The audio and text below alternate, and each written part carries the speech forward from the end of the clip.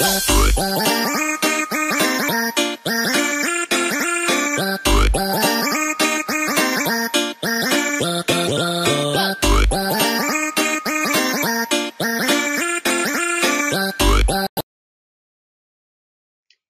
mes élèves, après avoir étudié le schéma narratif, nous passons à l'une des caractéristiques du texte narratif. Il s'agit de l'emploi des temps du récit. Nous savons bien que le narrateur raconte une action qui progresse dans le temps et dans l'espace. Et pour qu'il cite des faits, qu'il décrit des personnages, qu'il rapporte leurs propos et commente leur comportement, il a besoin de conjuguer les verbes qu'il emploie à un certain temps. Mais quels sont les temps utilisés dans les récits? Et quelles sont leurs valeurs temporelles? Cette capsule va vous permettre de reconnaître les temps du récit et leurs valeurs et être capable d'identifier et d'employer correctement les temps du récit. Pour cela, nous allons étudier ces 7 phrases extraites du texte de Guy de Maupassant que nous avons déjà vu.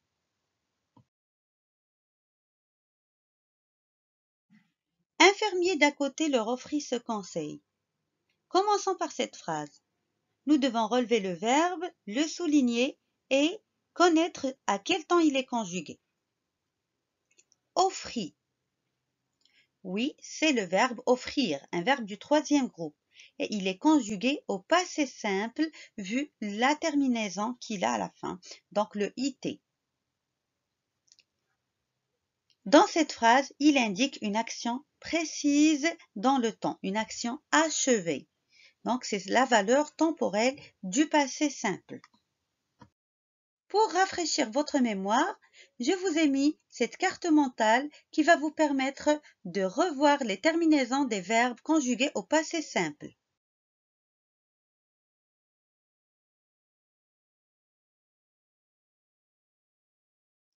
Madame Lefebvre était une dame de campagne.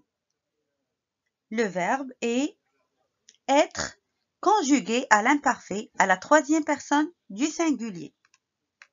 Et dans cette phrase, il sert à décrire Madame Lefebvre. Donc, la valeur temporelle de l'imparfait ici, c'est de décrire un paysage, un lieu, une personne, donc l'imparfait de description. Elle cultivait quelques légumes.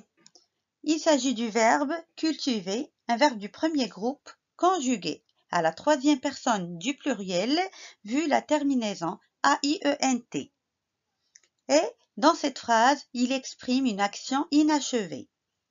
Donc, il s'agit de l'imparfait de durée. Les 2 femmes expliquaient à chaque nouveau venu leurs idées. Il s'agit du verbe expliquer, un verbe du 1er groupe, conjugué à la 3e personne du pluriel à l'imparfait. On le reconnaît par sa terminaison AIENT à la fin.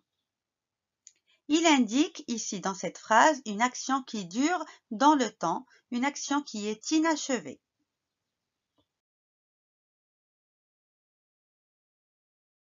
Une deuxième carte mentale de l'imparfait. De ces personnes qui partent avec des cuirs prennent en public des airs grandioses. Il s'agit de 2 verbes du 3e groupe, partir et prendre. Ils sont conjugués à la 3e personne du pluriel, au présent, vu leur terminaison ENT. Donc, pour rendre un récit plus vivant, plus proche, il arrive que le narrateur emploie également le présent pour parler d'un événement passé, ce qu'on appelle le présent de narration. Et donc, la valeur temporelle de ce temps ici, c'est d'actualiser un fait du passé. On avait volé Madame Lefebvre. Il s'agit du verbe voler, verbe du 1er groupe qui est conjugué à la 3e personne du singulier au plus que parfait, avec l'auxiliaire avoir.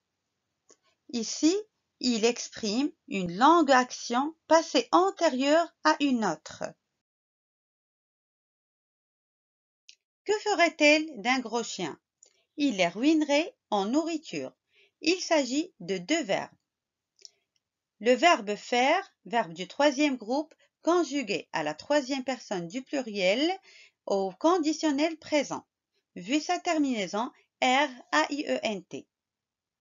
Et le deuxième, c'est le verbe ruiner, un verbe du premier groupe, conjugué à la troisième personne du singulier au conditionnel présent et vu aussi sa terminaison R-A-I-T.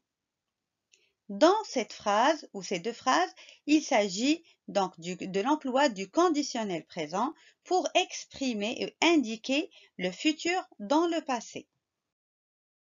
Pour récapituler, dans un texte narratif, les événements sont racontés au passé.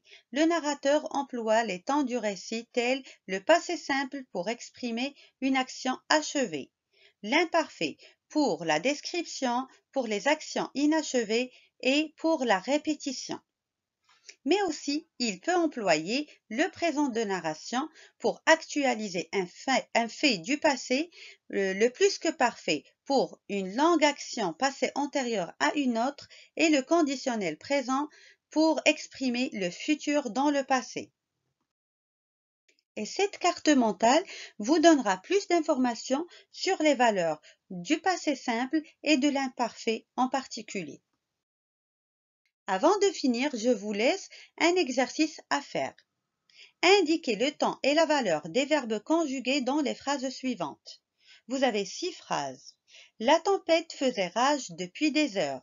L'année dernière, je partis en France. Chaque fois qu'il voulait lui parler, elle refusait. Il claqua la porte de la voiture, démarra et s'enfonça dans le brouillard. Il commença les cours à 8 heures du matin et les finit à 4 heures de l'après-midi. Le paysage était fantastique, le calme régnait partout. Et voilà, nous sommes arrivés à la fin de la vidéo. J'attends vos réponses dans les commentaires. Essayez de revisionner la capsule une deuxième fois. Ensuite, exercez-vous.